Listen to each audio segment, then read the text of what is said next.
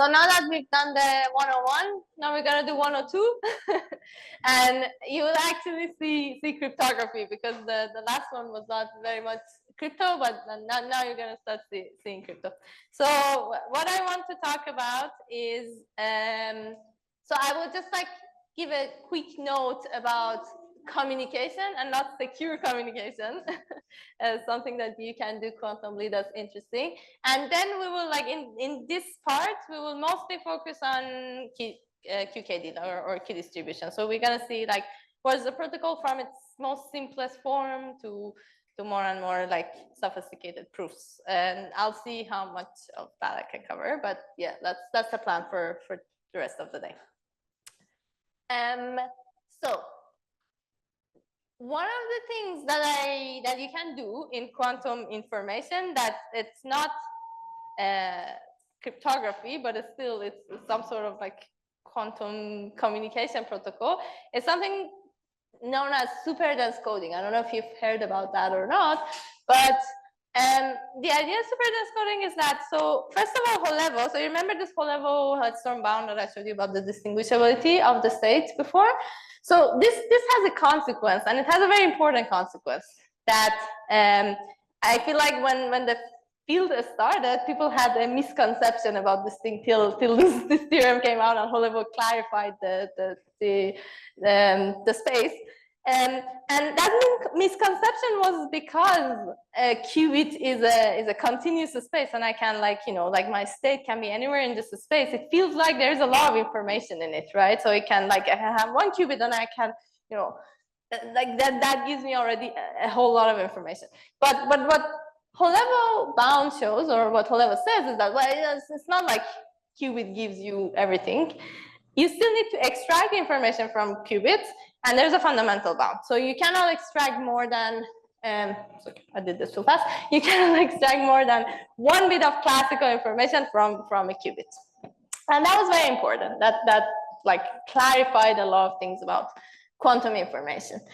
But then some people ask the question of that, okay, well, what if I have an EPR pair, right? So this is no longer one qubit, this is a 2-qubit system, but I can share it between two parties such that each one of them, they have one side of the pair. So here's your usual Alice and Bob. And one thing that happened was that, okay, so now you can perform operation here and here.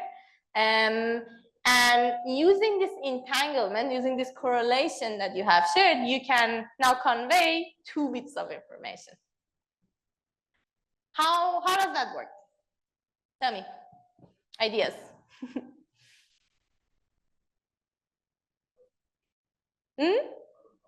Exactly. So yesterday you did was it yesterday or Monday? Monday, yeah. Monday you did teleportation, and this is basically very similar to what happens in teleportation. So in teleportation, you want to send a quantum system, so you want to send a quantum state, but you can think of the same process as sending 2 bits of classical information. Why? Because if you have an EPR pair, which you know what it is, but I'm just gonna write it down. So if you have this guy, right?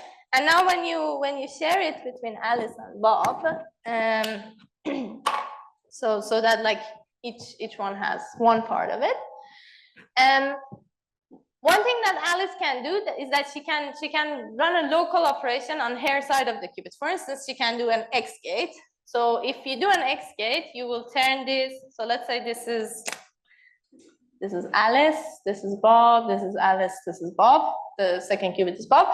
So if Alice runs state X, then this will turn into this state, right? Sorry, thanks.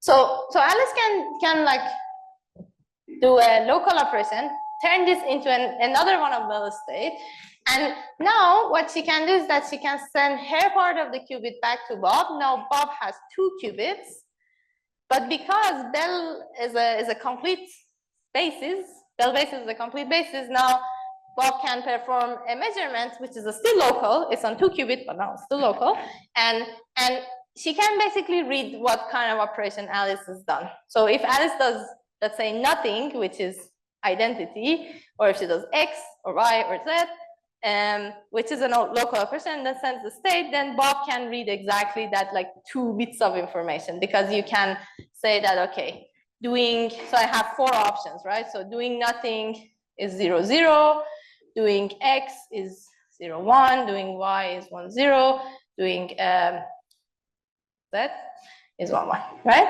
And if you make this like if you make this convention before, when you send a state, you can know which scenario it is, which is exactly what you do in teleportation. So basically, you've conveyed 2 bits of information. So that's why it's called super dense coding, because it's as if like you send 1 qubit. So over the channel, only 1 qubit has traveled, right? But you have conveyed 2 bits of information. And this was something that when people realized, they were like, okay, this is super cool and stuff. So this is one thing that you can do with quantum communication that's unique. It's not necessarily security. So I just wanted to tell you that before we move to QKD particles. Yes? As I think for super dense coding, the first they share a bell shape. Bob already has 1 qubit. And then Alice actually does some operation and sends the second one. Yeah. So actually they're sending 2 qubits to Bob. So Bob actually has 2 qubits. So he can extract 2 bits of it. Sure, it's not. I'm not saying it's weird, but like in terms of like formally, like the Bella state is pre-shared before they start the communication. Someone has to share it. Sure, but yeah, I mean you can interpret it as that, but and I'm not saying that something magical is happening. It's like it's the standard quantum mechanics that we know, but the thing is that in fact, out of 1 bit of communication, you have, you manage to communicate 2 bits of information. That's the idea.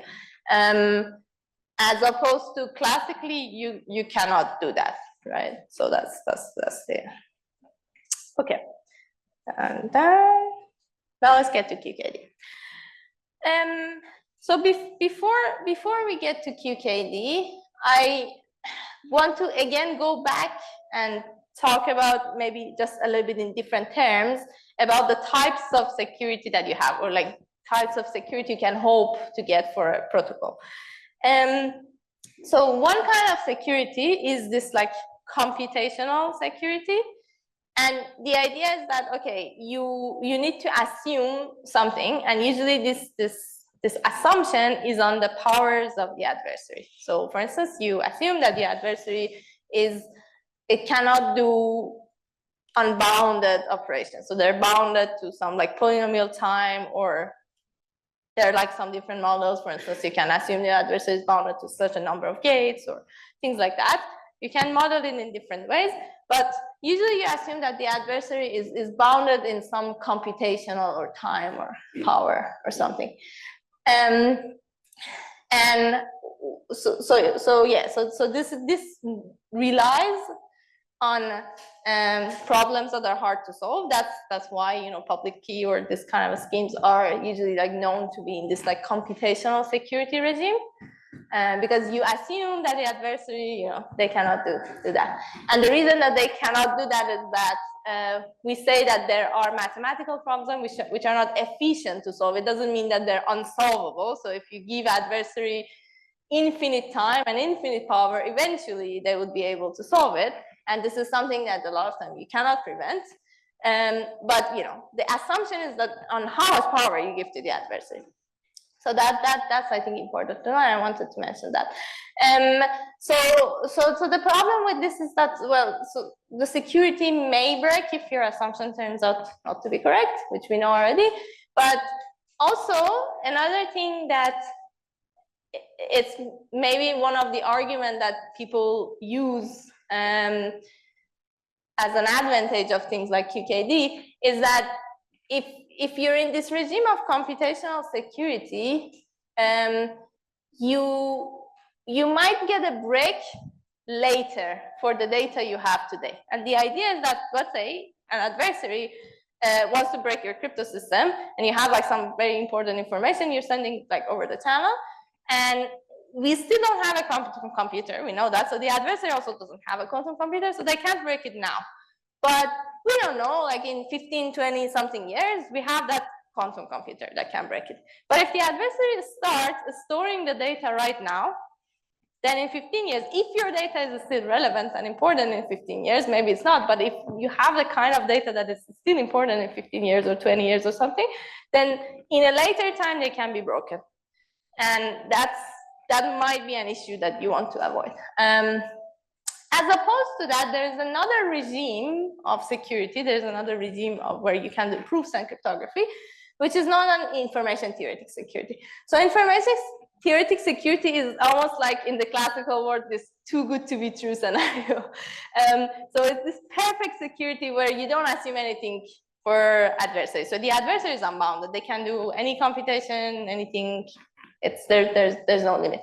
And you still want to be able to achieve security. So if you manage to get a security here, this is a super strong security because there's nothing to be broken. Because I didn't assume anything. I already assumed the adversary is as powerful as it can get. And so this you already have in the classical world. And I said it's too good to be true, but already yesterday you saw a protocol that achieves information theoretic security. And that's one-time path. So again, just to recap, one-time path is when Alice wants to send the message to Bob, which is encrypted. And so let's say the message is OIST, is, you know, like she wants to tell this location and turns it into binary. And so to make it secure, what Alice does is that she picks a key which has two important properties, which Arthur really nicely talked about yesterday. I can't possibly do a good job like him. But so it has these two important properties. One of them is that this is completely random and it's important. And the other property is that this is as long as the message. And yeah, by Arthur's talk, you already know why this is also very important.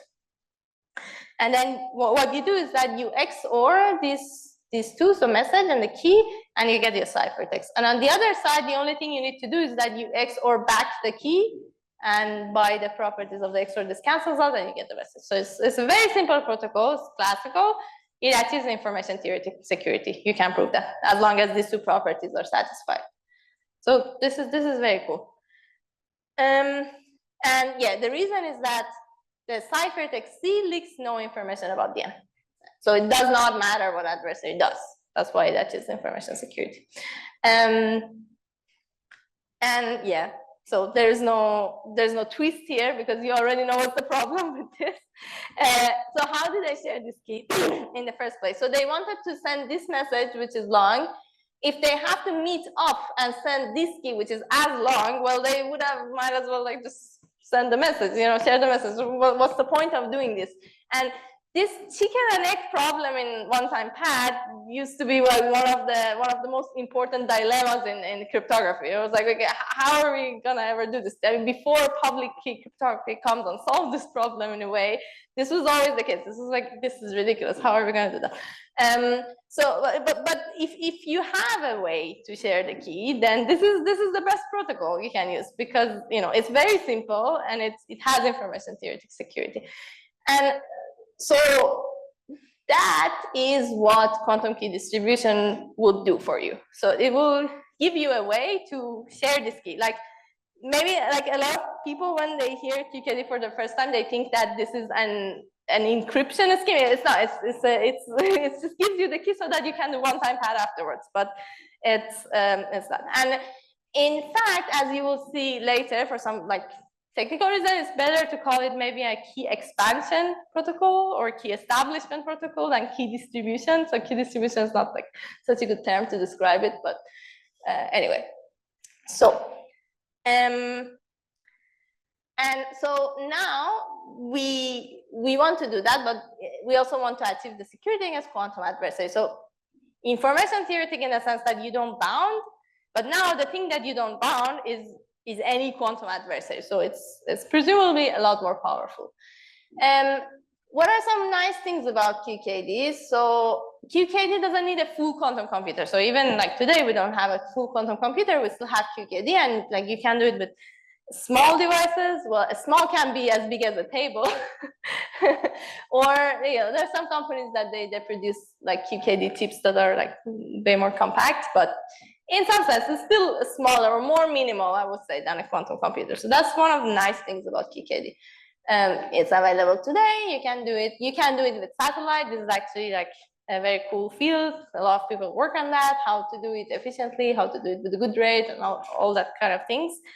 And the last thing that I said in the previous slide about forward security is that the QKD gives you that, because this like guarantees on adversaries, even if they're unbounded, not being able to learn information about your key and hence about your message, is something that guarantees that it, like, there's nothing in the information that the adversary will store that they can extract later. And that's the whole point. So it gives you this like forward secrecy, which normal, even post-quantum cryptography is not able to give you.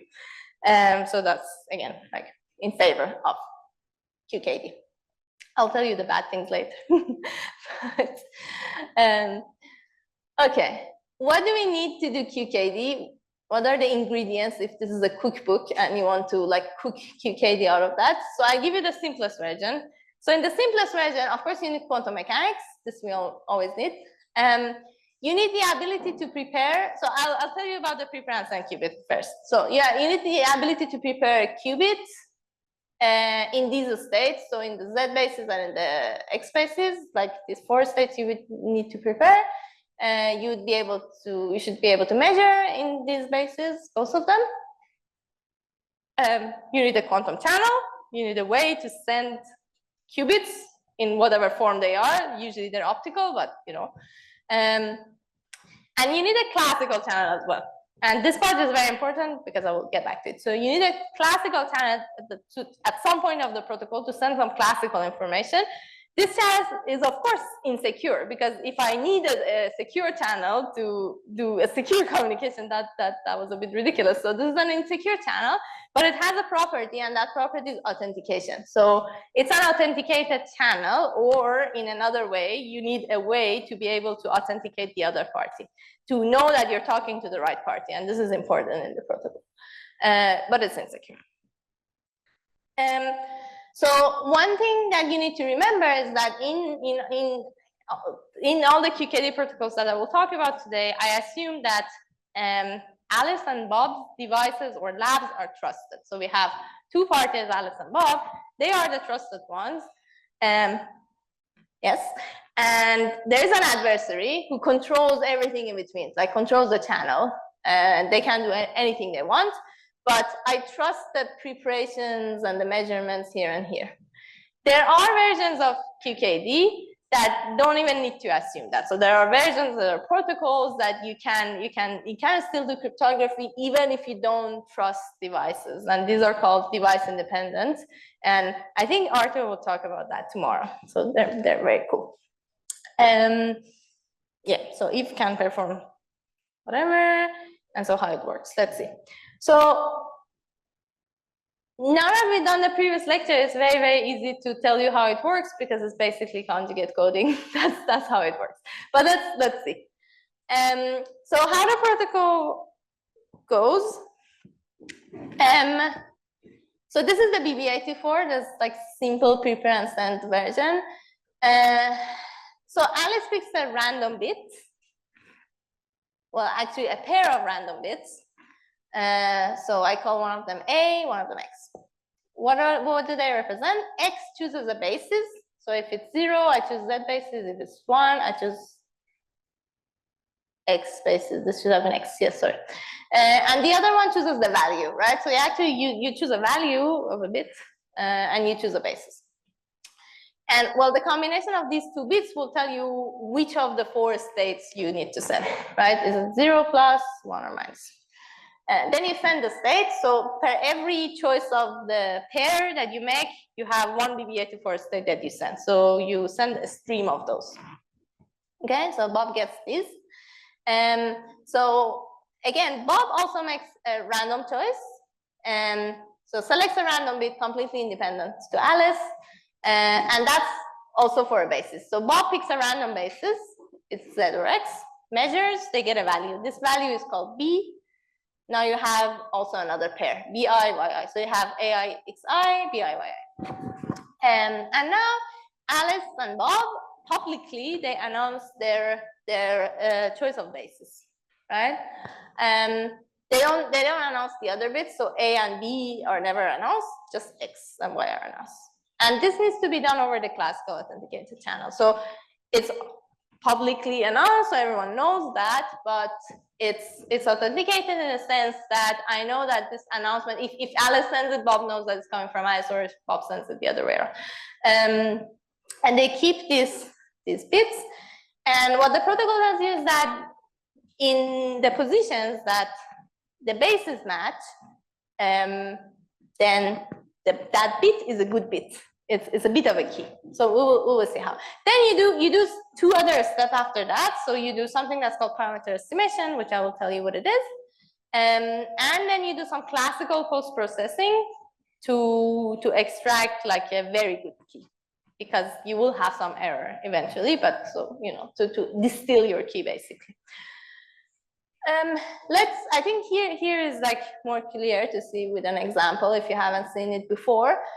So let's say these are the value that Alice picked. It's just random, so 0, 0, 1, 1, 0.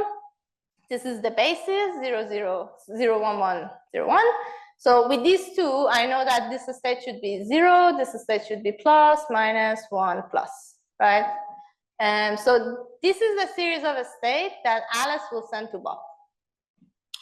Then Bob measures, remember, randomly, right? So Bob has nothing to do with Alice's choice. He chooses 0, 0, 1, 1, 0. So if you measure 0 with 0, you'll get 0. If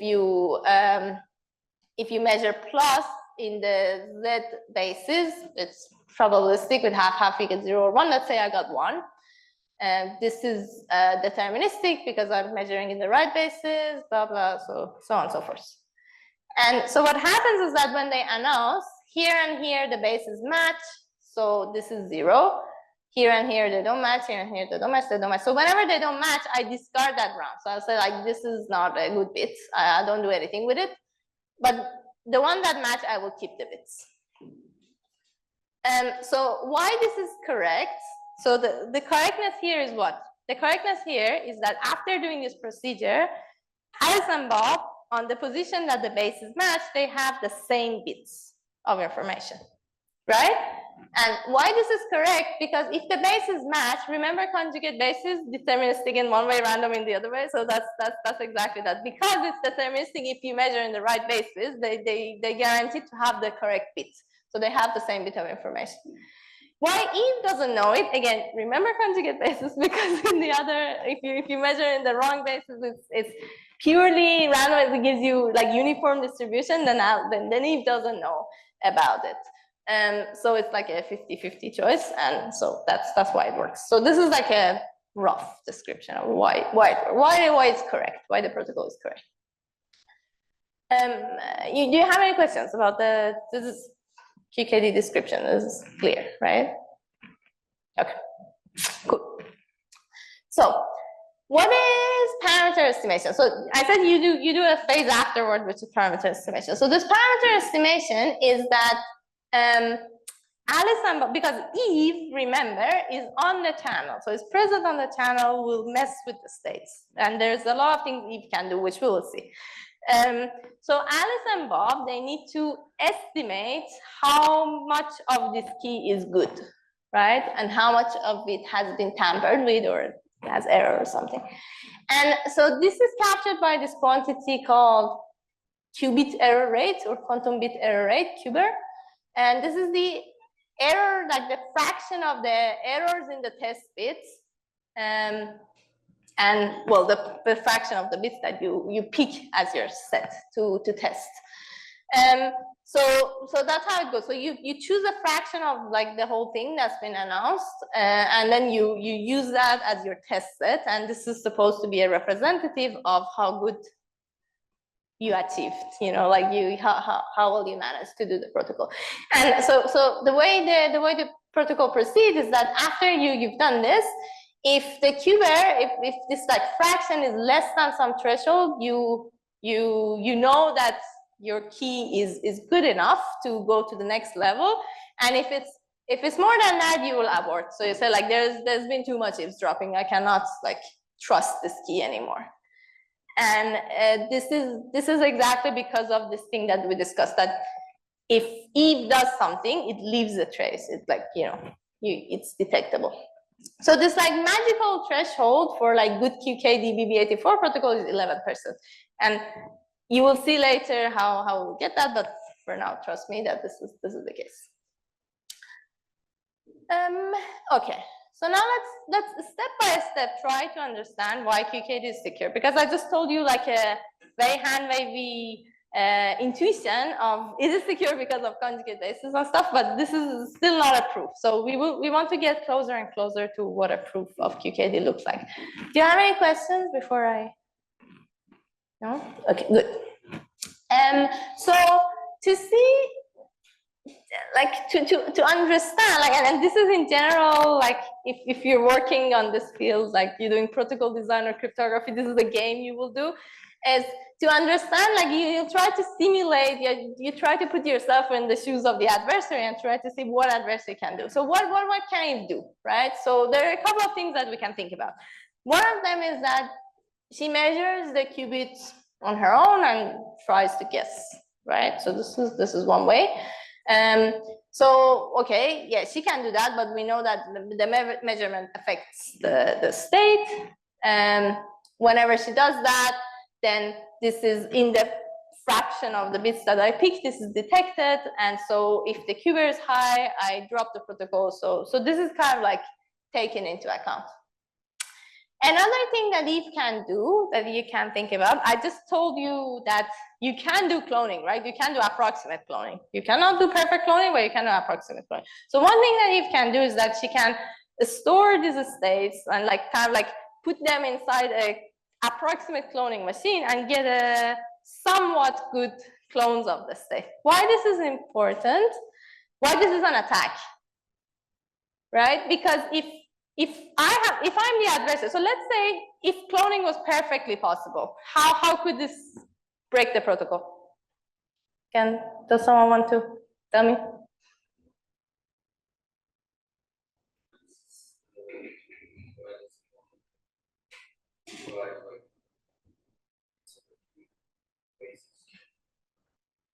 So assume, so my question is that assume that Eve has a perfect cloning machine.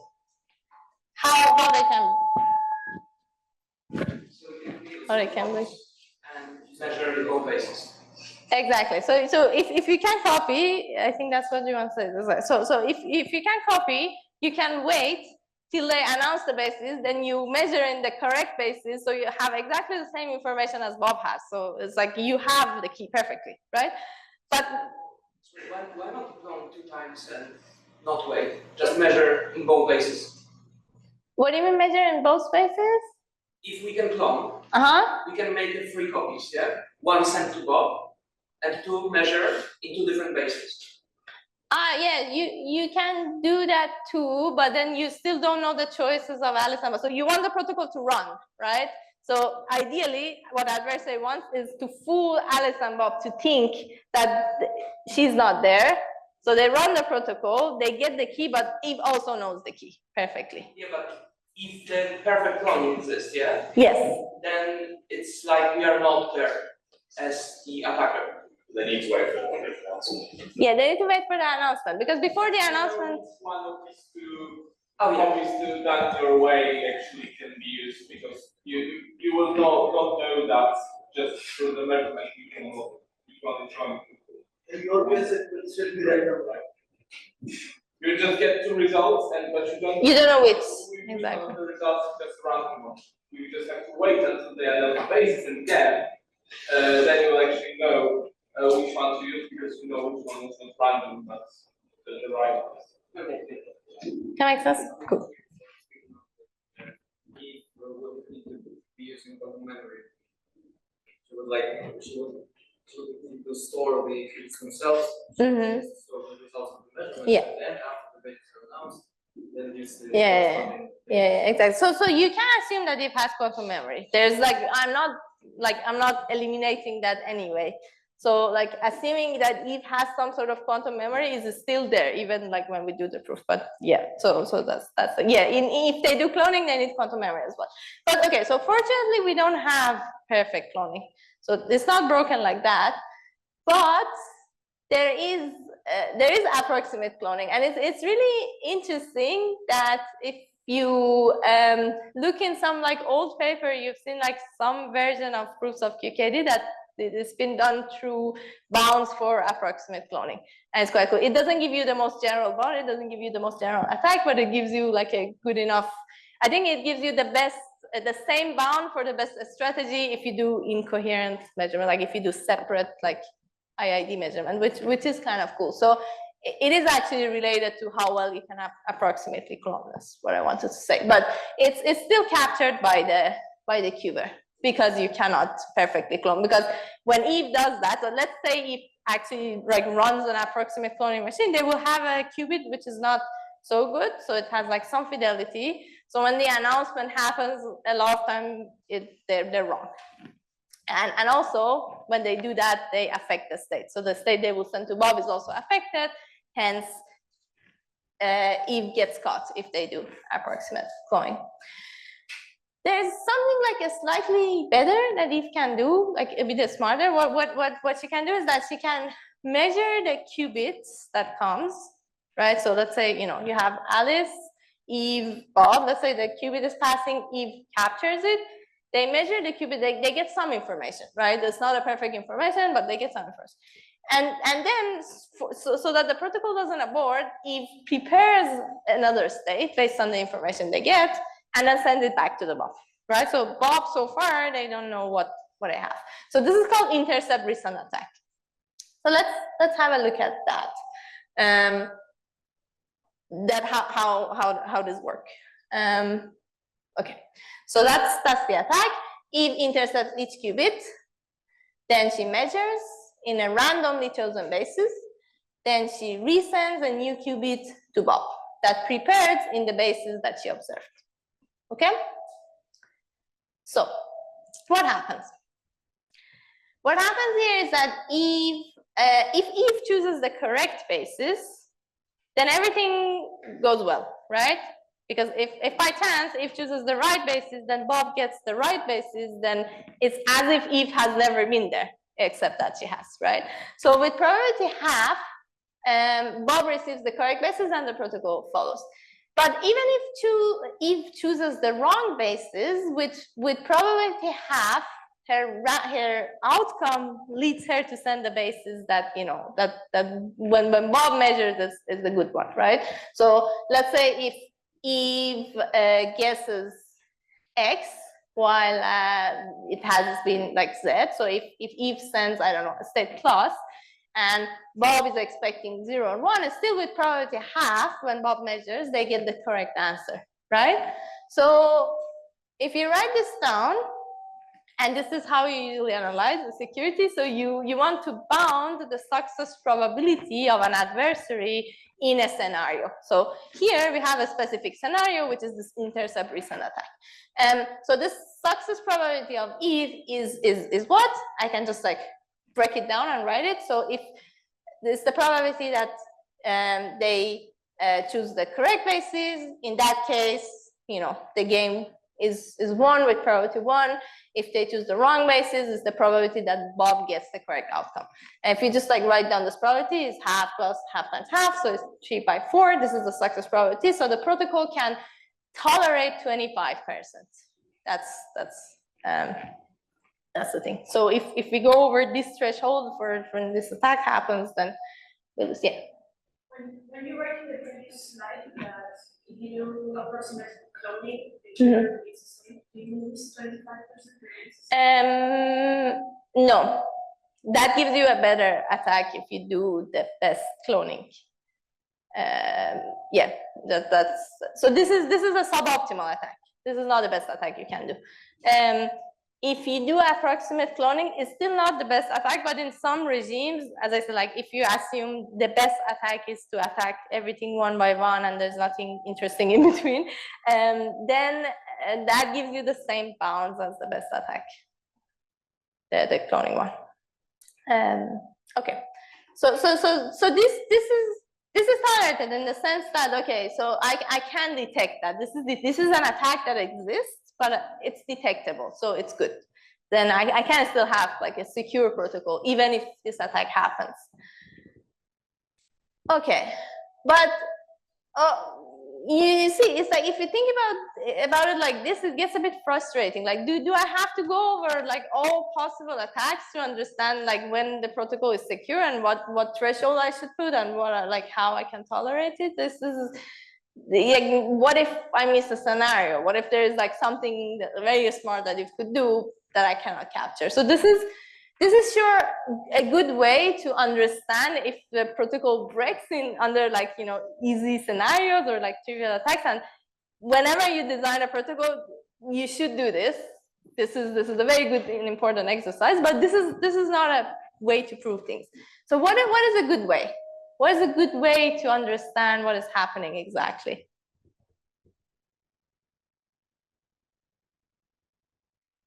What is the key concept that is important here, like among the things that we talked about?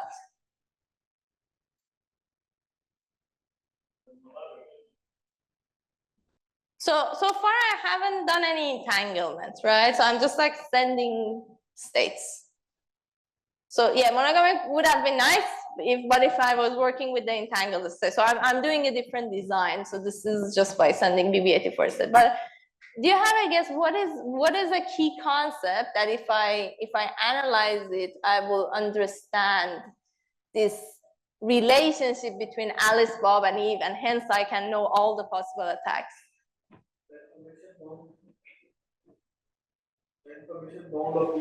The information bound of Eve and exactly. So yeah, you were right. The main concept here is correlation. There is some sort of correlation in between these three parties, and this is what we want to capture, either by, you know, like usually by entropic or like uncertainty bounds. But this is exactly the right things. Okay, so now when you want to do the proof of QKD, you look at what are the things you have. So you have. So Alice has a bit string A, which is this like series of like all these choices of random bits. Bob has their own bit string, and then Eve has a bit string, and then she can do a very general thing, which you can capture by a quantum channel. So, you know, Eve controls the quantum channel. What's the most general thing you can do on a quantum channel? A CPTP map. So you can assume whatever Eve can do as a CPTP map. And what we really want to capture is this correlation between Alice and Bob, and then Alice and Eve, or Bob and Eve, right? So what we really want is that this mutual information, remember I talked about it in the previous part. So I want the mutual information, so that the actual like content of information shared between Alice and Bob be more than what is shared between Alice and Eve, or Eve and Bob. Right, so this is the property that I want, because I know that some information will be leaked to Eve. This is not something I can prevent because this is a public channel. Things will go. So, but the key property is that if I can put some bounds here, then this is something I can put my threshold on and I can tolerate, right? But I need this to be bigger than this, and this is what I need to capture. And then I can do, you know, like if that is satisfied, then I can put my bound, and I can do the post-processing, blah, blah, blah, all that kind of stuff. So the classical post-processing stuff, just a quick note, maybe Arthur will talk about this more tomorrow. But so usually there are two steps that you do after you do this parameter estimation that gives you, you know, like the threshold, which you need to do stuff. So the two post-processing you do after, one of them is called information reconciliation. You basically exchange some information and you run some classical error correction on your bit string. So remember, these bit strings are the raw key, and they're random, but you want to like improve the quality of that key, right? So you do some error correction here, and then you distill a shorter key, but a more secure one. Because of this like previous step, you know that some information has been leaked to the adversary. What you want to do is that now you want to like eliminate that information of the adversary. So you pass your raw error-corrected key, which is, like now it's processed a bit, into this mechanism, and this mechanism gives you a shorter key, but a more secure one. So this is privacy amplification. And this is usually done by a mechanism, like a classical thing called universal hash function, and that is like known to amplify the privacy. But so I want to, so these are the things that ensure once you pass this threshold, you can do things. And they're very interesting, and if you haven't read like the full details of how people do this, I encourage you to go and read that because it's cool. But I want to more focus on this part, like how we manage to do this quantum information part of things. Okay, so what I'm going to do is that I want to, so I'm like switching the mindset a bit from the qubit error rate to this bound on the basically the average error of the status happening. So we're going to bound the rate of the key that I have. So what do I mean by the rate of the key? The rate of the key is basically I'm sending a bunch of quantum states, so I'm using this channel a bunch of times, right?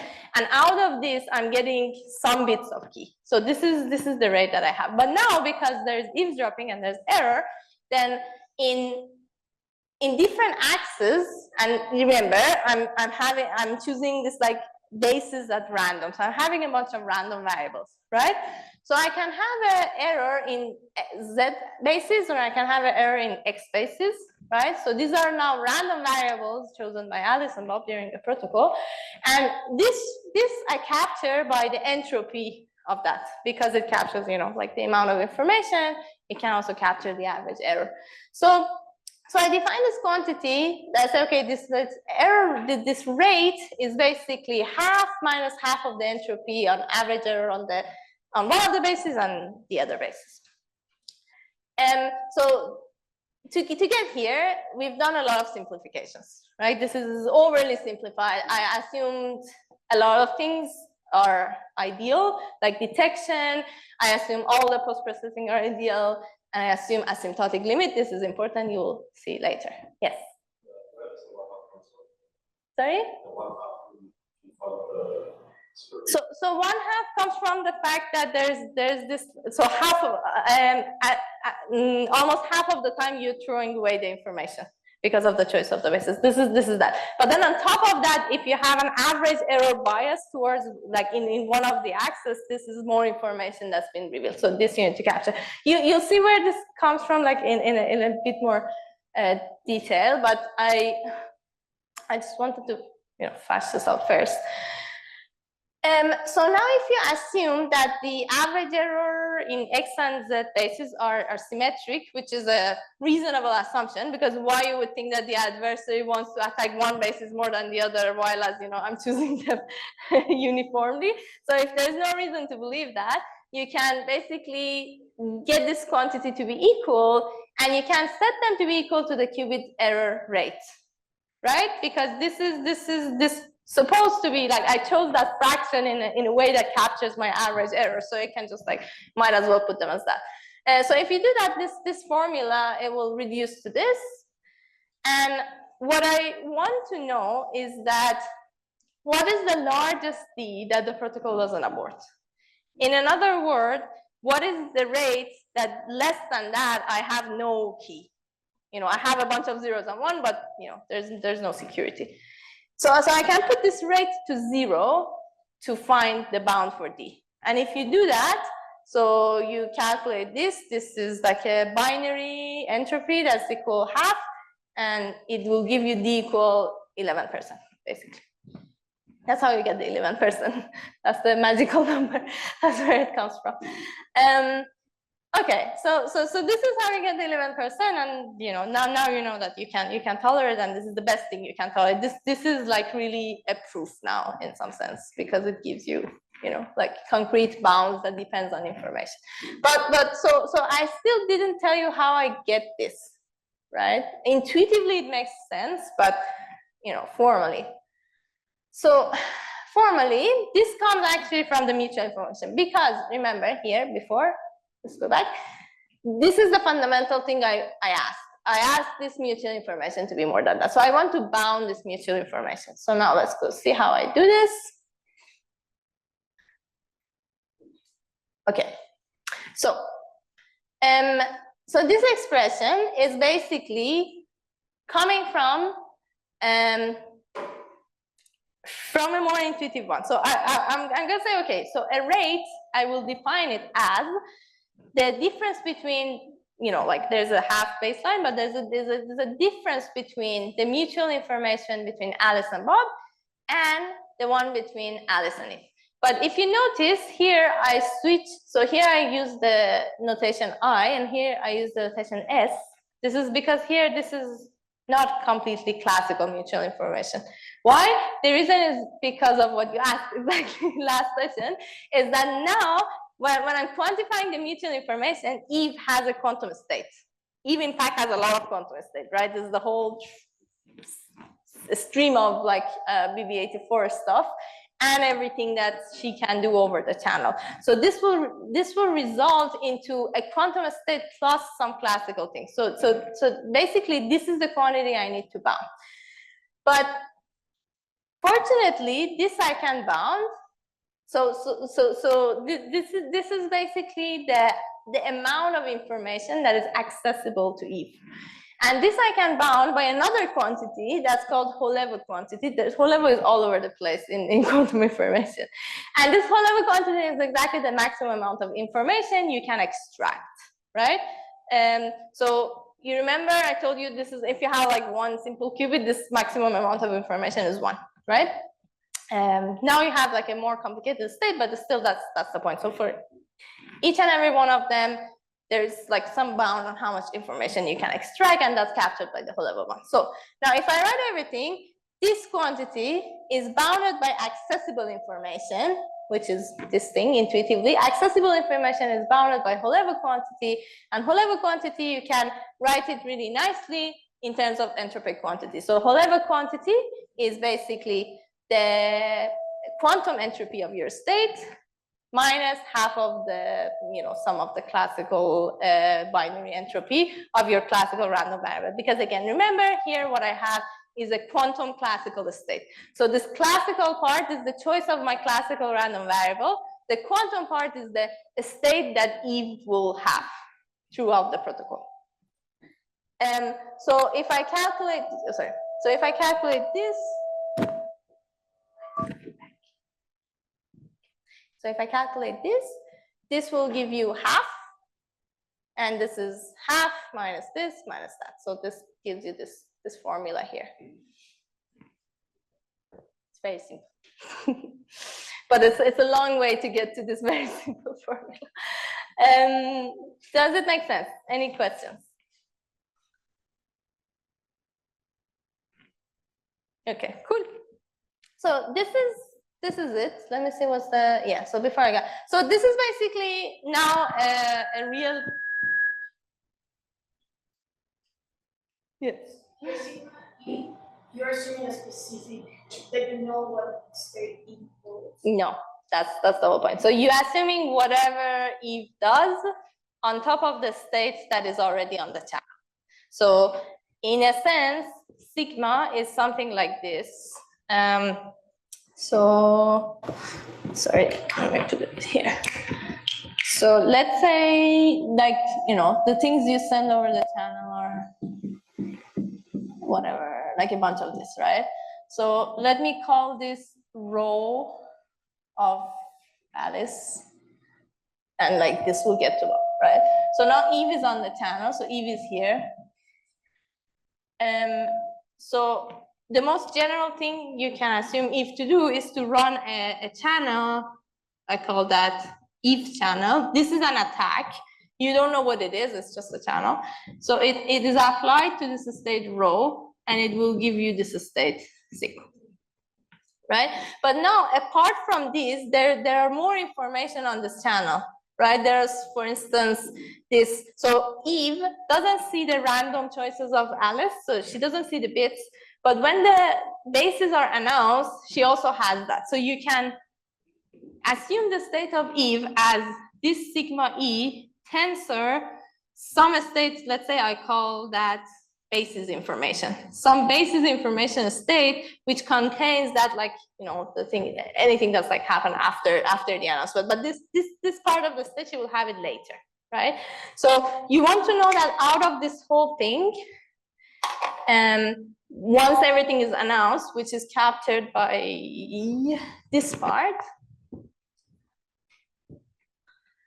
right? So for each one of the qubits that is being sent here, how much information Eve can extract, and this is bounded by this basically chain of inequality here. So one thing that you have noticed, so here I cheated a bit, right? The one I tell you is that, like, I took all of this state as one state. What's in this proof is that I took them separately. So this is like rho A, rho A, rho A, rho A. So this is a lot of this.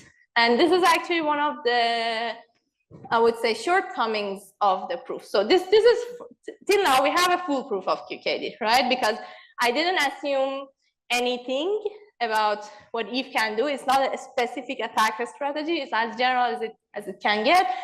I didn't assume anything on the power of Eve, so Eve is as general as possible, so the security is information theoretic. And I managed to give you a bound on, you know, like on the security of this protocol. So this is now a full proof. But, so there are some issues. Let's see. So we made some extra assumption. Okay, perfect measurement, perfect preparation, trusted measurement, trusted preparation. These are all assumptions that I made. That's important to know. But, you know, they're kind of like not so bad. Then the other problem, so I go to step 4 first because it's just what I told you. So we kind of consider that still the best attack is not better than doing things separately, right? Because what I'm capturing is the amount of information extractable one by one from this. This does not capture the attack that Eve's puts everything inside a big space and try to capture something from that. It turns out that the bounds are still the same, but this proof doesn't give you that. So it's still like a gap in the proof. So there is this IIDness. Then everything I told you, all these like mutual information, whole level quantity, and all these things, they all work in asymptotic regime. So this proof doesn't work in the finite key size regime, which is the most relevant regime. If you go in the lab and you actually do QKD, you're not in, you know, asymptotic regime, you're in the finite size regime. We kind of know that, like, the asymptotic regime will tell you that it will work, but it's like you don't have a proof for it yet in this way. The third thing is that this is not composable. So composability is a nice property in cryptography. I will talk about this more. So I will just like leave it as that because I will tell you what it means and why it's important. But so just so you know, this is not composable. And yeah, so there are some physical attacks here, which again, if you're an experimentalist, you probably know much better than me. But these are not captured in this proof that I wrote. So things like lossy channel, like dark count, double splitting, and some of these attacks actually, it turns out that we can't really avoid them. So like double splitting is an attack that you can't really do anything about it. You just like need to ensure that the level of the physical things that it doesn't happen somehow. So it's annoying. You cannot put it in the proof and deal with it. But most of the things you can and you have. So some of these shortcomings, they have been solved. Like a lot of them, I would say. Most of them they have been solved. So that's why like QKD is very old, right? EB84 is like, you know, 84. But the people have been doing proofs of QKD till very recently. And the reason exactly is to address all these like small like edge cases and like weird scenario and finite size regime and all that thing. So it took a lot of years till we get somewhere that we have a very, very good proof that there's, you know, nothing wrong with it almost. Okay. And I will talk about the good proofs. But before I talk about good proofs of QKD, like, you know, better modern proofs of QKD, I need to tell you a little bit more about some variants of QK, so like some different protocols that kind of like do the same thing. Do you have any questions till here? What are coherent attacks? How would you describe a coherent attack in reality? What will Eve need to do to the light in the middle? So mathematically, it's that, right? It's the one that like the channel is like applied over like everything. In reality, coherent attack would mean that Eve has the ability to store information, because let's say if you send everything all at once over the channel, which usually you don't, like in reality, you know, like there's a stream, right? But if you assume everything happens all at once, then Eve's attack can also happen all at once. So that's like a coherent attack. If it's sending things in a stream, coherent attack would mean that that Eve has ability to somehow store the state with at least in some time to be able to perform the channel. But I think the good way to model it is that you can assume like there is the coherence time, and Eve's attack happens less than, you know, faster than the decoherence time of your whole stream, I think. But I don't know how people simulate this in like, you know, realistic scenarios, but I assume that's how. Yeah. What kind of advantage can come from this attack? Is it just that if there's a correlation between the classical bits that they used to choose? That was a very good question. It's not the correlation between the classical bits. It's the one between the quantum bits somehow. So in a sense, you're assuming that like every column of this, like every part of this doesn't leak any information about anything else in the stream, which in the case where things are perfect, this is a very reasonable assumption. IID, it's an assumption, so you know that we always use. But the importance of like knowing that coherent, like you can also have security against coherent attack is in realistic scenario where this is not the case. So maybe you think you're picking things, you know, uniformly, but maybe your random number generator or your device or preparation has some bias, and maybe you don't know the bias, right? And ideally, you want to know that even under certain amount of bias, your QKD protocol still has a proof. And that's why the coherent attacks are important. So you want to know, like maybe you cannot estimate it, like the proof doesn't tell you that I can estimate. So this you need to go in the lab and estimate like the bias of your device. But what the security against coherent attack tells you is that even if that's the case, you can still have security for your QKD. So even if your random number generator is perfect, you can still have correlations coming from the preparation, yeah. It's possible, yeah. So maybe like, you know, your preparation device tends to like prepare things more towards pluses. So for instance, one thing I can think about, I'm just making things up, but so you can think of like this as this, right? So this is, let's say, this is 0, 1. I'm just like showing it like this to make a point, right? So this is the 0, 1 axis, right? And let's say this is the plus minus axis. So now let's say your preparation device does this.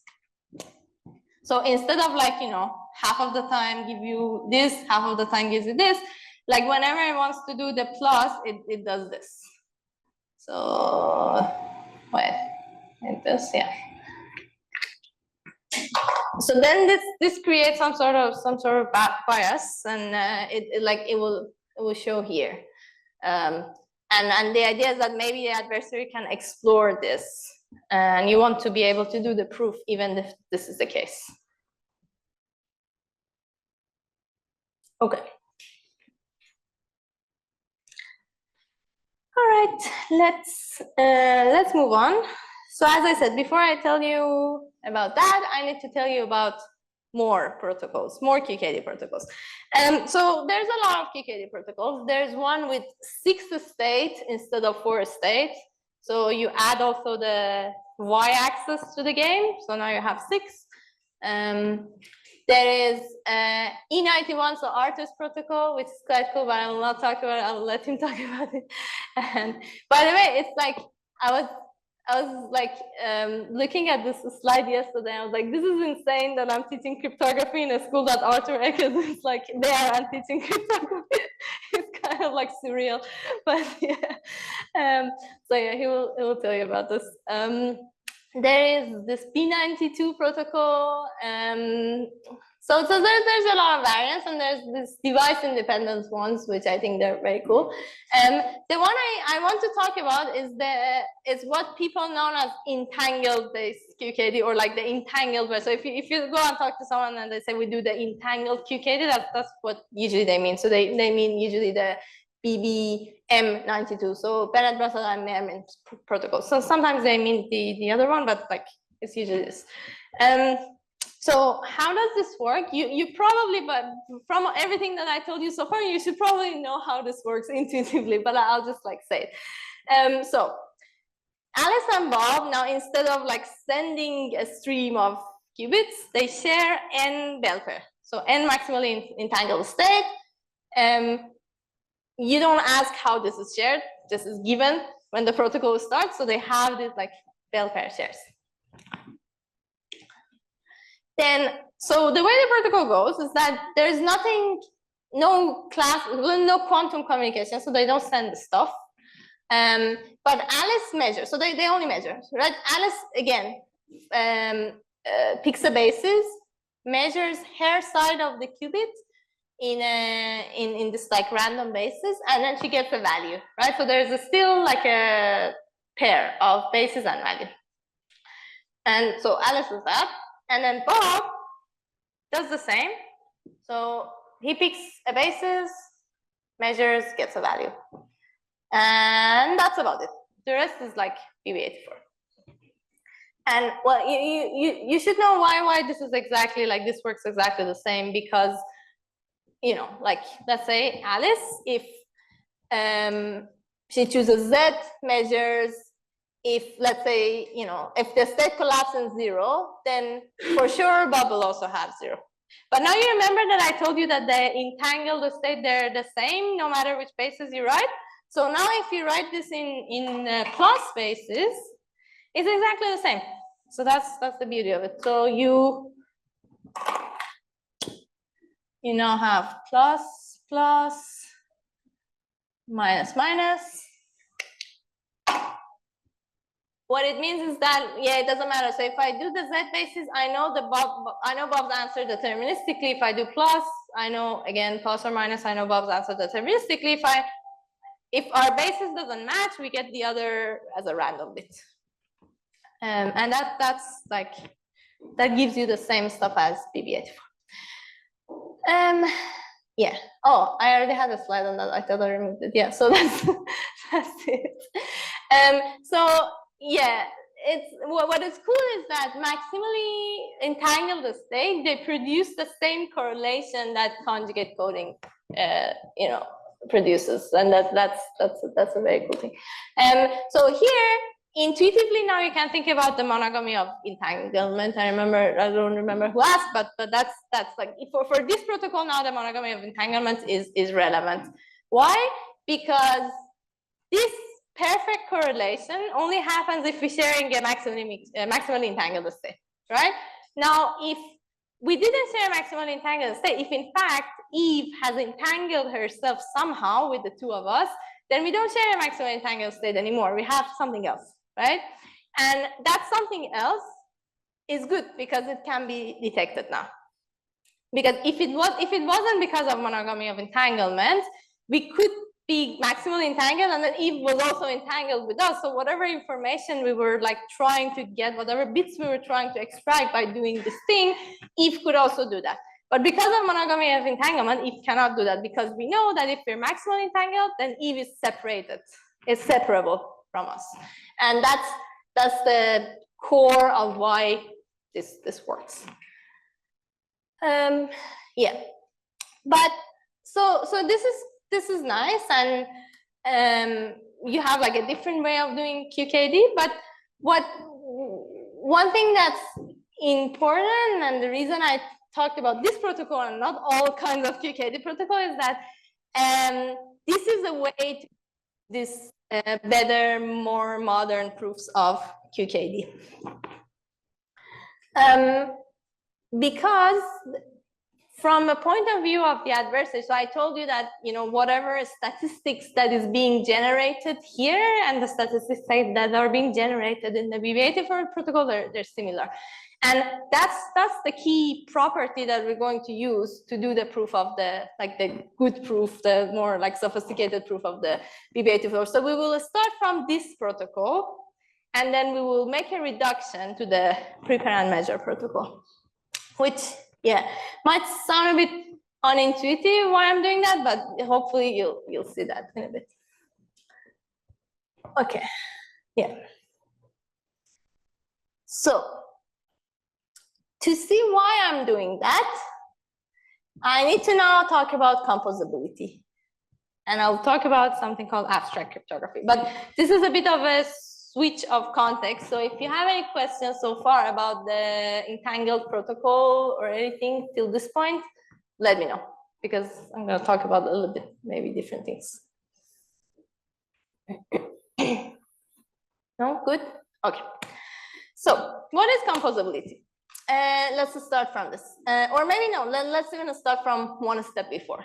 How you do formal proofs in cryptography usually, right? So we've been already doing that. The first formal way of doing proofs in cryptography is by this thing called game-based framework.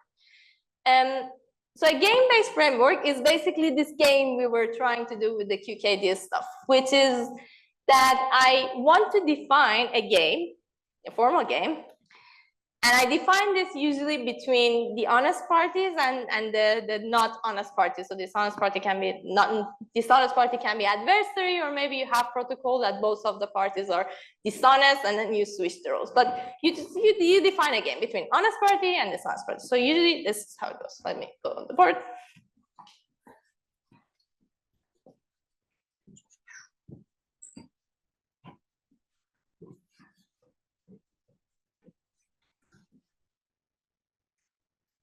Okay.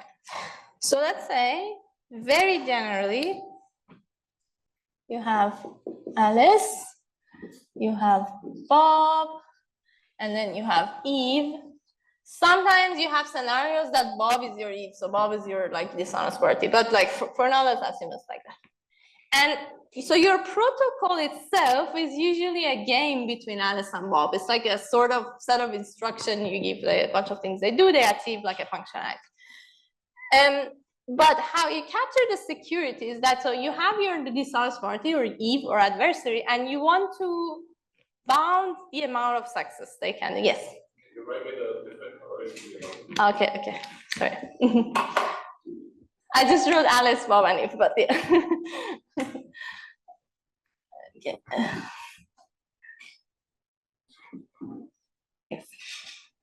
So now the way I formalize the security is I don't do it between Alice and Bob, because that will give me correctness of the protocol. So that will give me a property that tell me is what I'm telling you to do what I want to achieve. That property is usually called correctness. But security is an interaction between these guys, right? So the honest party and the adversary. So you formalize it as a game. You say that, okay, I'm designing this game that when Eve plays, so there's some sort of interaction between, let's say, Alice or Alice and Bob and Eve. And so Eve wants to win the game. And, well, you want to not let Eve win the game, but usually, sometimes Eve can win the game. So what you can do is that you can bound the success probability of Eve by bounding the success probability of the game Eve is playing against you, right? So you want the probability of win of Eve to be smaller than something. And usually in cryptography, so if you're a physicist, you put an epsilon, that's it, you're happy. If you're a cryptographer, instead of epsilon, you usually put something like that. What does it mean? It means that, well, in cryptography, you always have parameters. Systems has size, and you don't put like a quantity here with no meaning. What you usually want to do is to asymptotically bound the success probability with respect to your parameter size. So what it means is that if the size of my system, for instance, if I have an encryption over n, let's say bits or something like that, then n is a relevant parameter that talks about the size of my system. So I want this quantity, this probability of even winning the game, be negligible, meaning that a smaller than any 1 over polynomial function in the security parameter. So, and this will give me my security parameter, right? This parameter gives me my security parameter. So now I can call this whole thing my epsilon.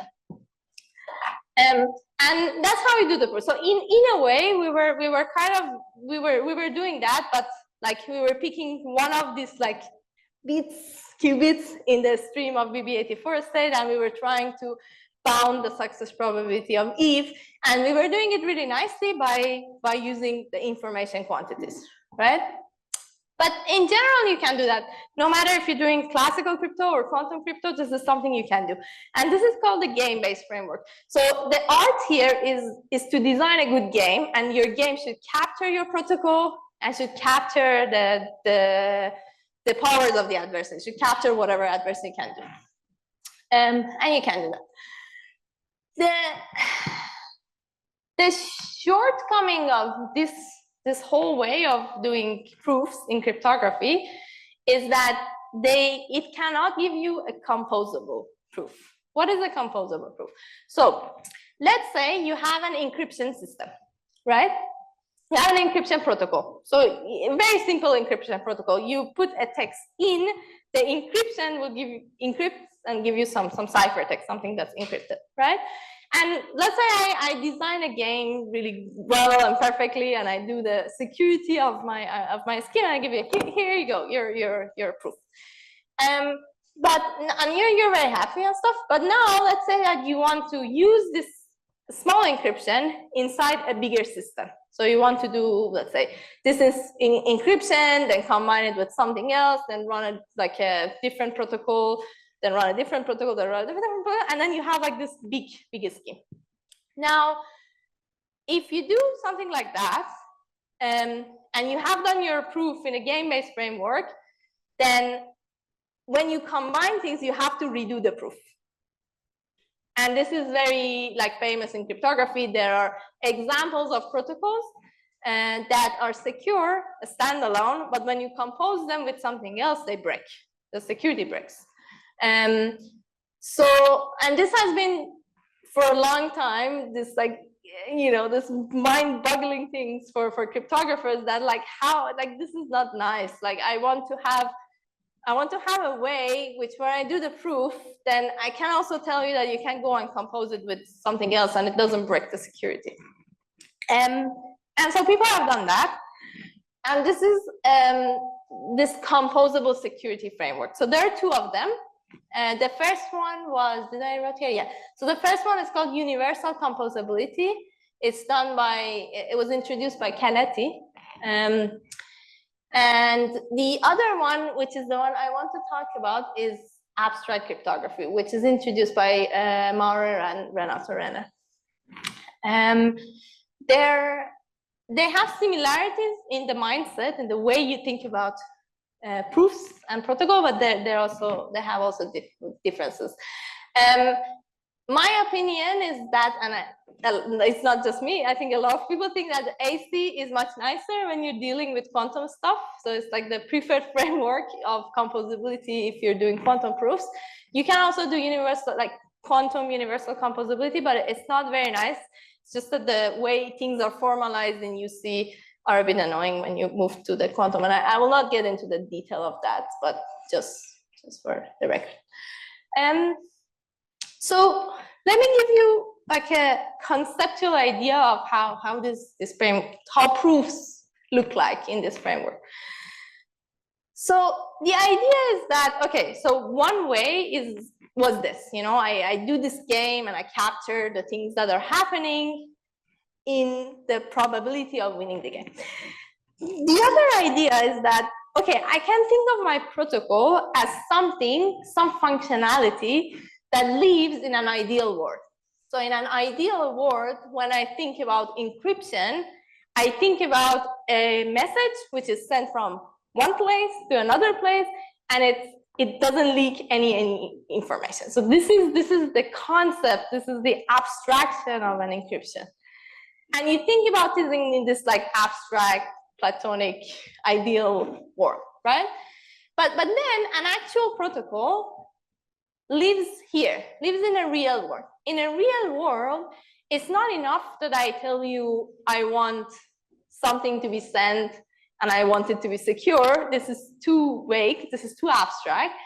In real world, you have implementation. So I have to tell you, do this, then do that, and do that. And that's how protocols are, right? So exactly like QKD, I told you, you share, let's say, bell pairs, then this guy measured, then wait, then this guy measured. So you do this back and forth. So there is an implementation. So the real protocol lives here, right?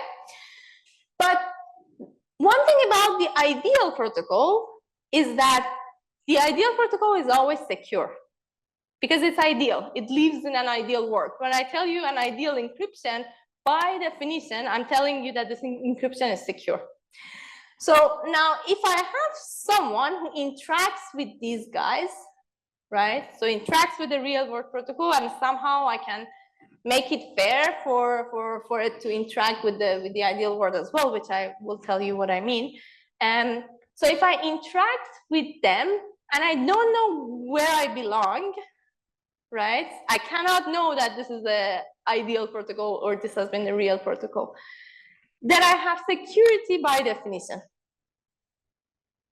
Because anything that's indistinguishable to something that by definition is secure, because I don't have a way to know. Which might be a very weird way of thinking about security, but I found it very conceptually interesting one.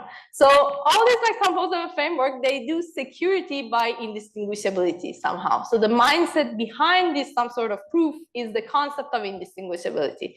So if I manage to construct something and construct another thing, and if I like capture all the properties that I want here, and then I show this is indistinguishable to this, then I captured all the properties that I wanted in here as well, because there's no way one can distinguish between the two. Do you have any questions about this concept? You can think about it a bit. It's a bit weird if you haven't heard it before and it's the first time you're dealing with this. So, for example, coming back to your example, the switching in basis, what you do when you do a proof is you say that this is equivalent to something in the ideal world with some parameters, or? I will show you an example. Maybe that makes, yeah, it's not exactly that, but yeah, I'll show an example.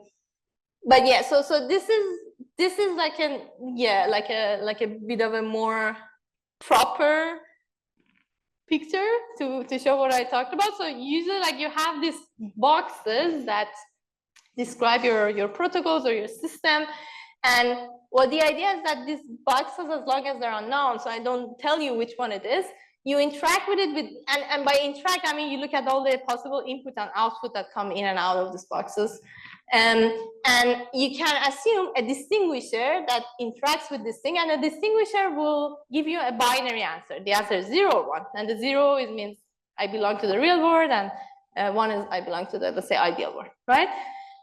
And security means that this distinguisher cannot succeed with a high probability, with a probability better than half, basically.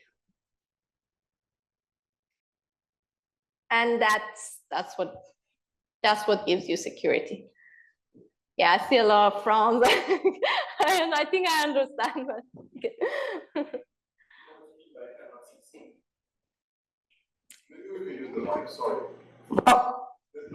Sorry. Okay. So now the question was, what do I mean that by cannot succeed? So by that I mean that, so if you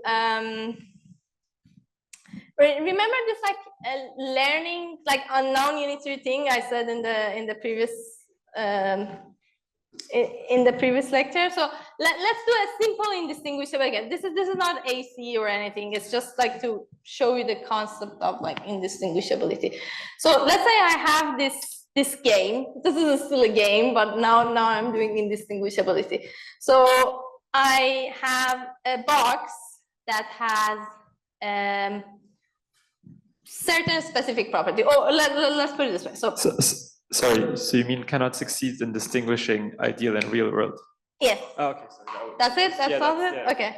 I'll do the example anyway, just because I think it's interesting. So let's say I have a box that belongs to this like set of boxes, right?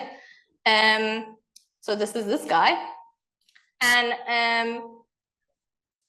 I know that like these guys, I know their description, let's say, right? I know their properties, I know their mathematical properties and everything.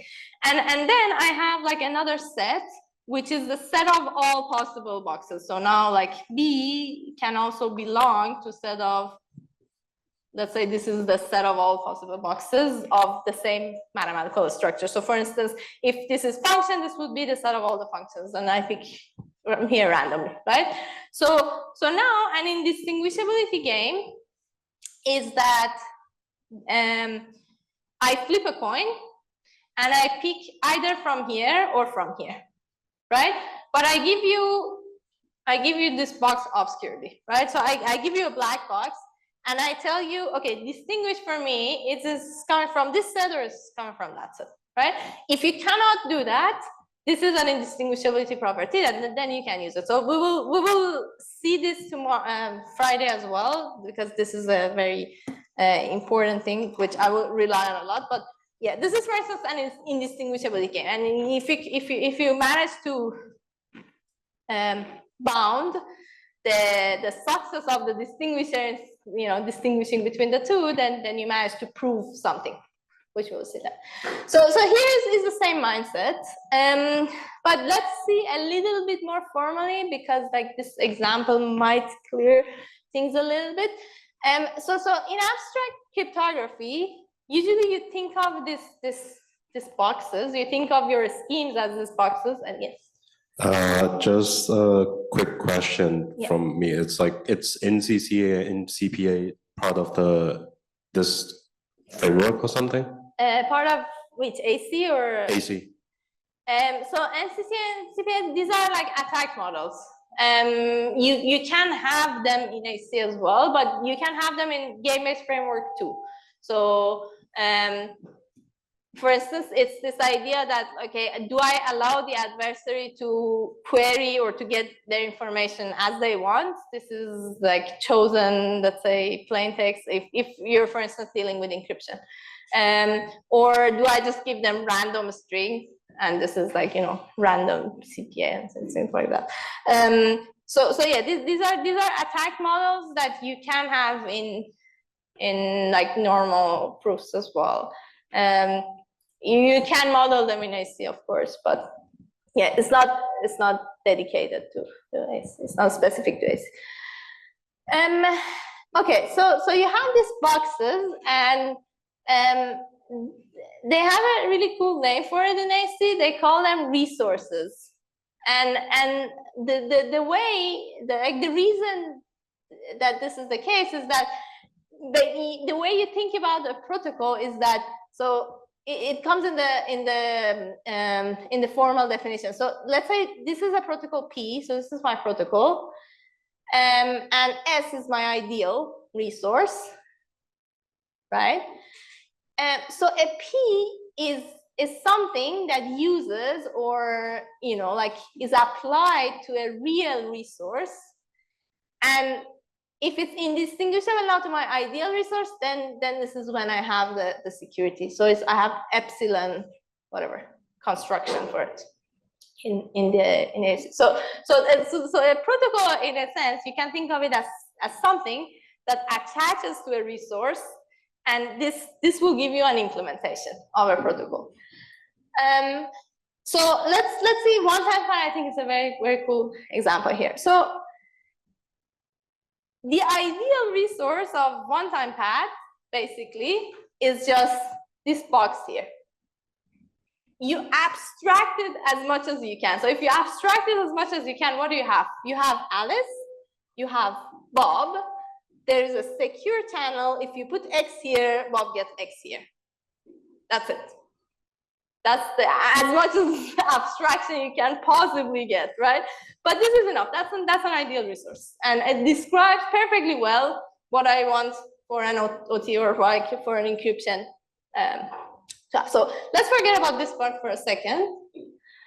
Now, when I go to the real world, I know that I need to do that by sharing a key, right? So now I have Alice, I have Bob, and Alice and Bob are connected. So to like there's basically a resource, a protocol that is connected to this party and uses the resources to implement the protocol, right? So this is the PA, which means the protocol that is run on Alice's side. This is the protocol that is run on Bob's side.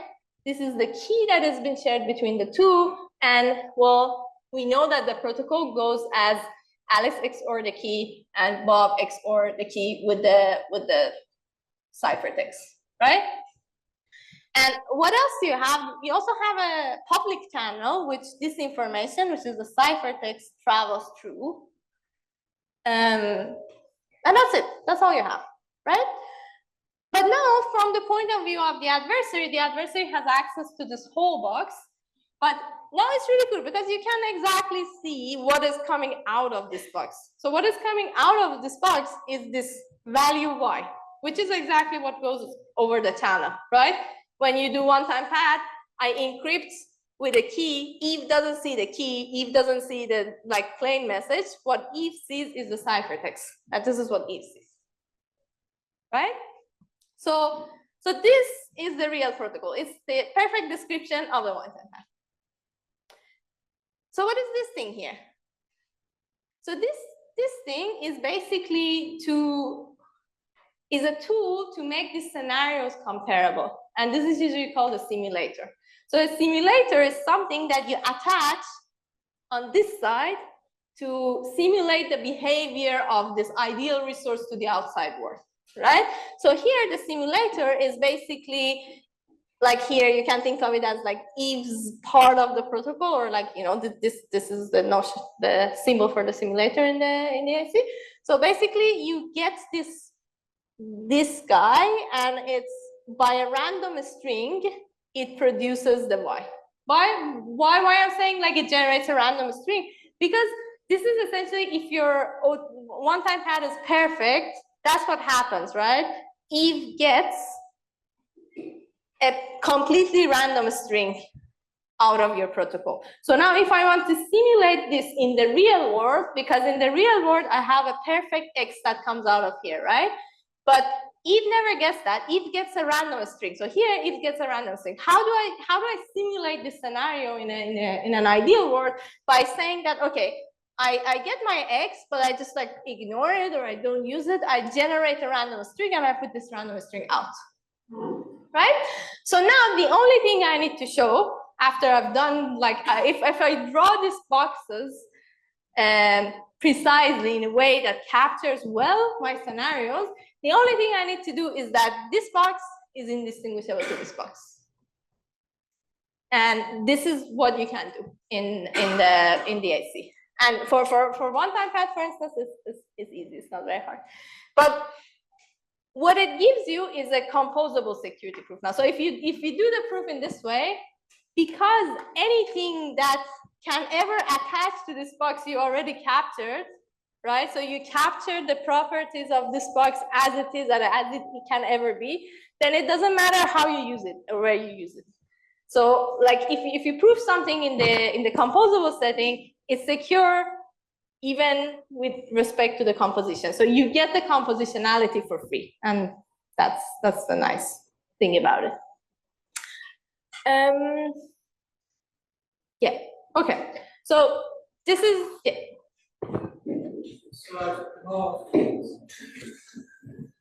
Thank you. So I've more or less understand your explanation, but I'm not very sure. Can you repeat which part inside this diagram represent what in terms of terminology? I just Where is the resource? Where is the protocol? Okay. Yeah. So here, this is the ideal resource. And this is basically like the things inside this box are the real resource, but the P, these are protocols, right? So these are protocols that attach to the parties and to the resources to implement the protocol. Sorry.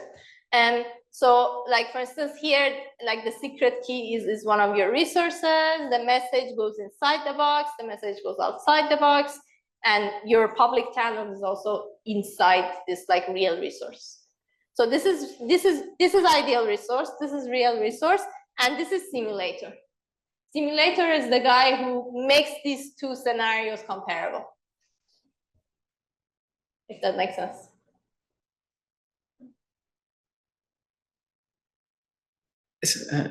More or less. No, I understand. It's like it's very weird when you hear it for the first time. I mean, for me, it took a long time to like get used to this way of thinking because it's very different from. Sometimes it's very intuitive once you get used to it, but before you get used to it, it's very unintuitive. As in, like, why this makes sense, but.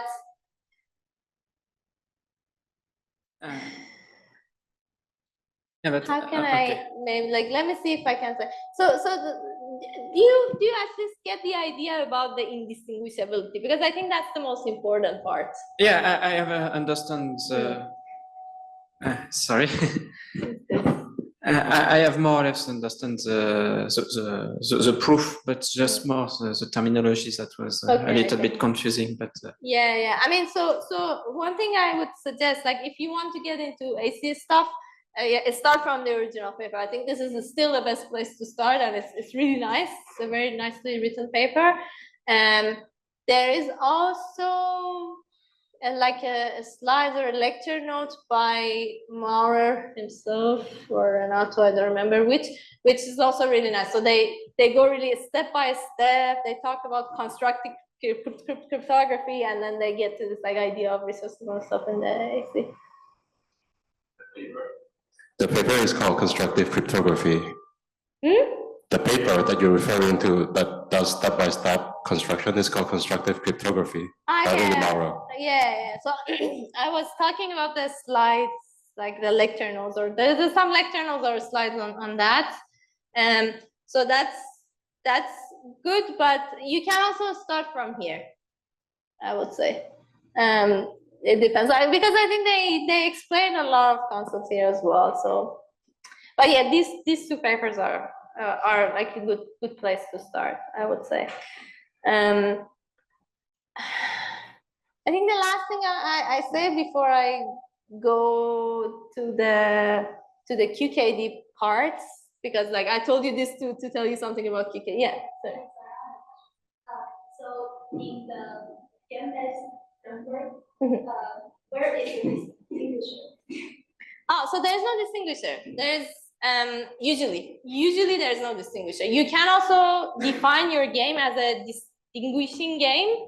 That's also possible, but usually it's a different worldview. It's a different worldview in cryptography. So in the game-based framework, you capture your scenario through the game, right?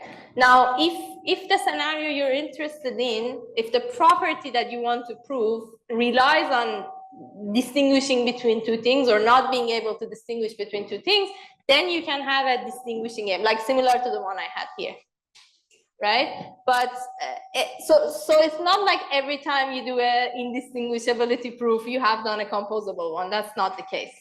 But in composable proof, you always prove by indistinguishability, most of the time, at least that I know of. Yeah, so that's why usually like the concept of distinguisher is like mostly for like this sort of like frameworks. Yeah, but that's a good question. You can have games there as well. And by the way, so another thing that I would say, like abstract crypto and like UC and AC, they're both very cool, and they give you like this property that is like very, very, very powerful. And in some sense, for simple things, even sometimes the proofs are nicer and simpler. But for complicated things, a lot of times it's very, very, very hard to do composable proofs. So still in the community, most people do game-based framework. So most of the works and new protocols and schemes and proofs and papers that are written in game-based framework, or like similar security notions like semantic security, things like that. There's like not much like proofs in comparison in the composable setting. And the reason is that because it's very hard, and sometimes you can't, like sometimes you have no go. Like there are protocols that people have shown you cannot achieve a composable proof for them. So you can only use them standalone. Whenever you compose them, it can break. So that's also that. Okay. What else I want to tell you before I go to QKD? Yeah, I don't remember. Okay, so let's leave it at that. If you want resources or want to talk about this, like find me after, we can chat. Okay, so the good proof of QKD, which I kept telling you since the beginning, is so there's some variants. I think the first one of them was done by Renato Renner. The one I really like is this one. Is this paper, a largely self-contained and complete security proof for QKD. It is really the self-contained and completely secure proof for QKD. It's a very long paper, and it took me a very long time to understand this in detail. But yeah, trust me, when I understood this paper, I could do 2-3 papers, because the techniques you learn from this, you can just do research with it. Like it's very useful if you like in this field, just like try to go and read and understand this paper, and it will give you enough tools to put out a couple of papers. So it's a very cool paper. The stuff they do is that, so they do this proof based on this anthropic uncertainty inequality, which is the generalization of this. This is stuff you've already seen, this mutual information and anthropic stuff. So it's a generalization of that. Then they will do security in the composable framework. So their proof is composable. It's very cool. Yeah, so they use things called like they use anthropic uncertainty relation that allows them to do finite key size regime. And this is also this is one of the things that Renato has been working on for like ages. I think it was he was the first person who done that. So they use that. What else? And another thing that they do in this paper that I really, really like is that they really formalize all the assumptions. Like they don't put anything under the rug, and it's beautiful. Like the protocol starts, they give like a big table of this is the specification of the protocol. And when you read it for the first time, you have no idea QKD has so much specification. You're like, okay, QKD is just like what? It's like so simple. I'm sending a state, BB84 state back and forth, and that's it. But there's so much more things. So they capture like the biases of preparation, measurement, like everything is like fully generally captured in this proof. So it makes it like really powerful. So the way they do this, and this is what I wanted to tell you, and this is the reason I told you about this, is that they do the proof of the entangled one first. And they do it in the AC, and I show you a sketch of how they do it. Because the whole proof is very long and complicated, I won't do that. But they do it like that. So they prove the entangled one first, and they prove it in the AC. And the next step is that they tell you, the only thing they tell you is that, well, the prepare and measure one reduces to the entangled based one, in the sense that I can show you that like everything that's being generated throughout this protocol is, from the point of view of an adversary, is indistinguishable to everything that was generated in the entangled-based protocol. And then the proof goes, like the proof follows, the composability follows, and everything follows. So it's quite nice.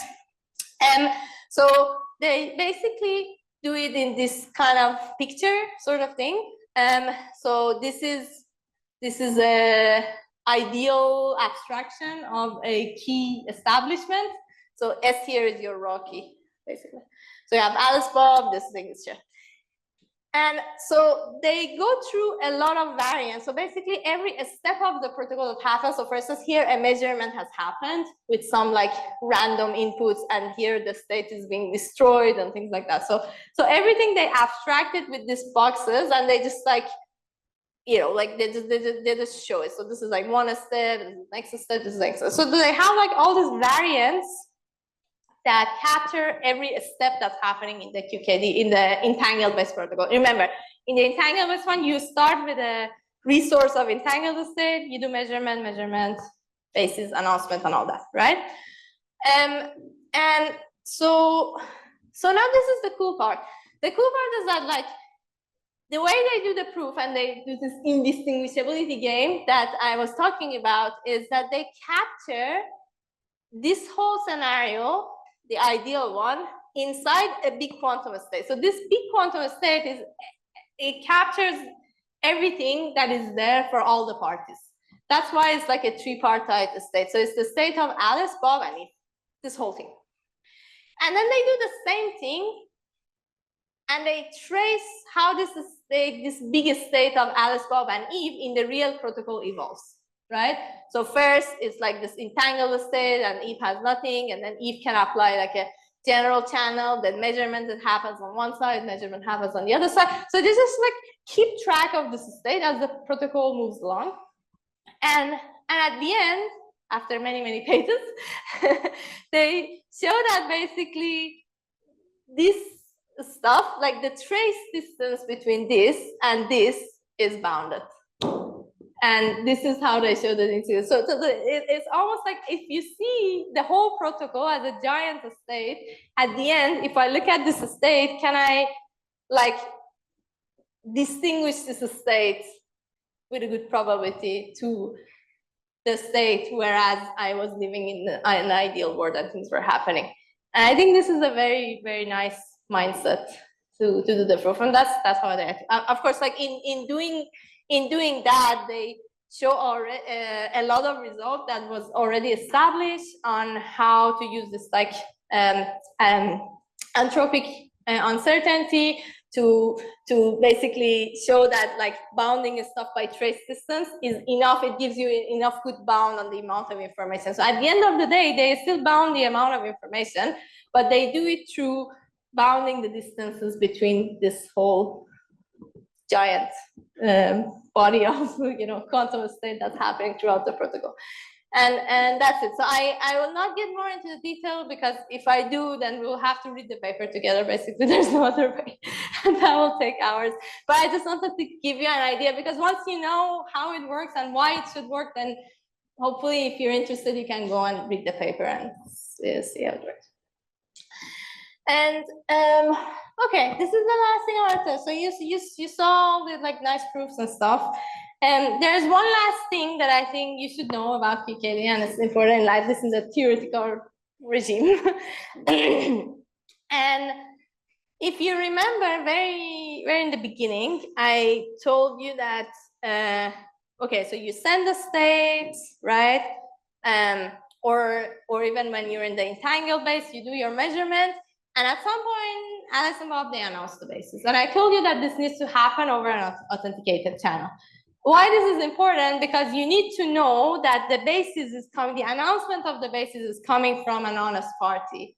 Because if you change that, then the protocol can break, because the problem is that you cannot establish the confidence, because you want to announce the basis based on the announcement. You're looking at the positions that they match and the positions that they don't match. If you don't have that, you cannot like proceed throughout the protocol. And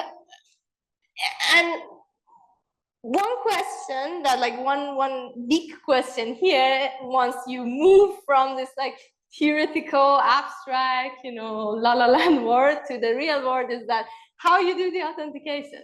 And this is a very important question, because there are different ways you can achieve an authenticated channel, and each one of them has a consequence.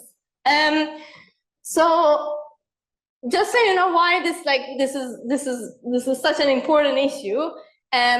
You might have seen that like some like agencies like NSA or the UK one, they announced at some point that they put this like articles that as like as their position for what is a good direction to move forward for post-quantum. Post-quantum, I don't mean PQC, I mean like the quantum like security.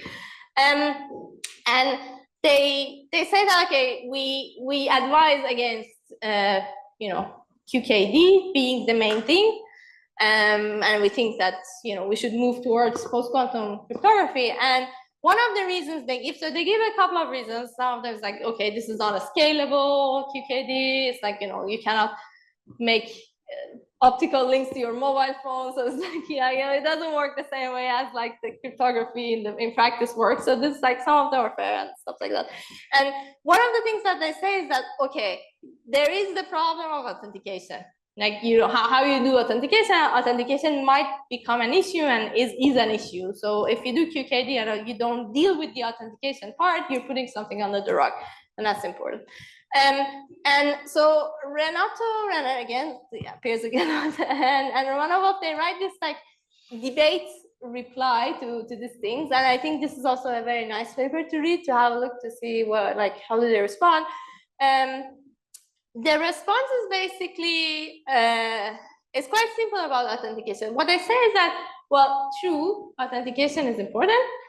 First of all, QKD is not the first thing that ever needed authentication. Everything needs, like a lot of things that we know needs authentication. So it's not like this is not, like even classical stuff needs authentication.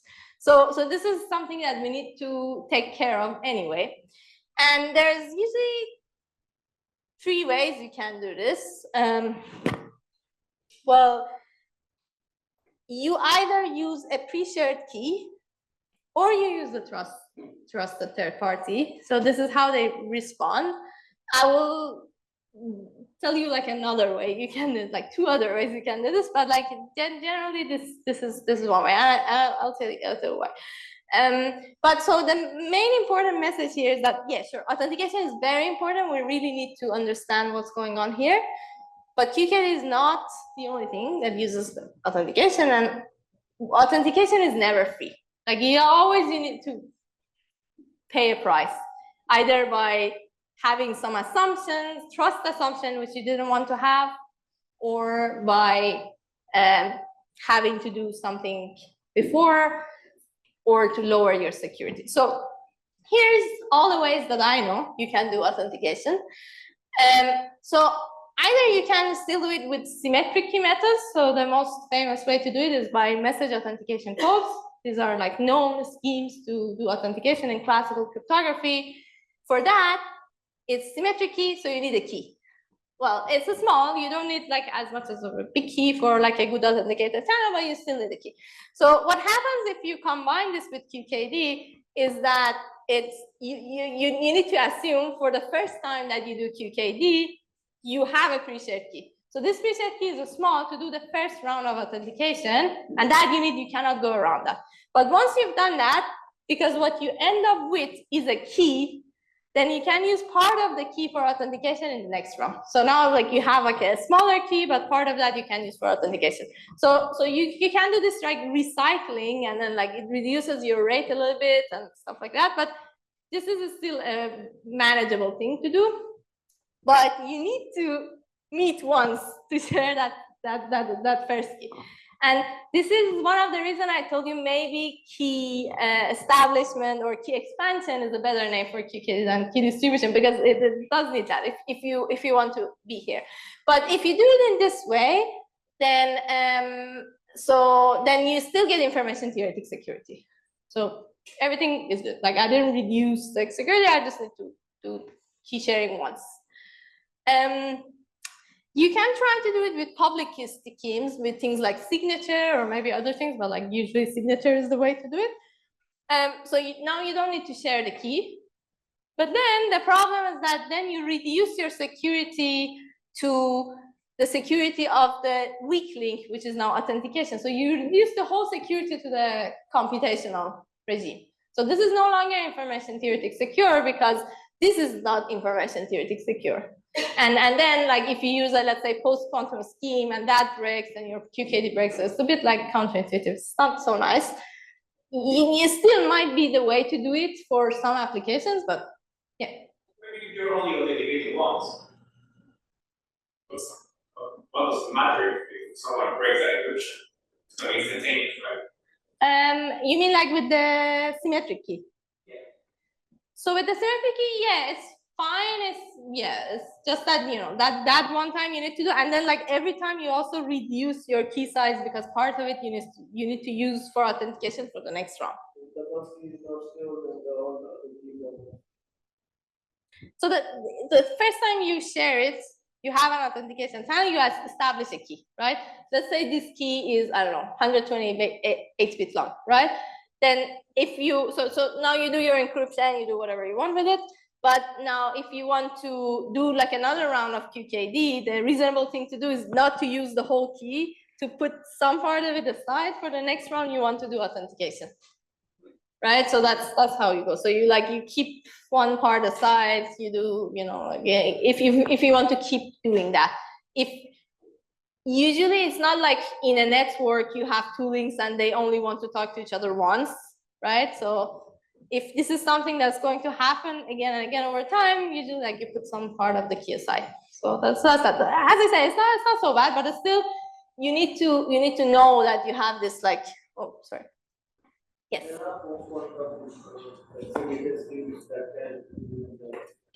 There are post-quantum like signatures, yes, but then, as I said, the problem is that then your security will reduce to computational security. You no longer have information theoretic security. Yes. Just a question. In this, for example, this situation where you're using public key methods.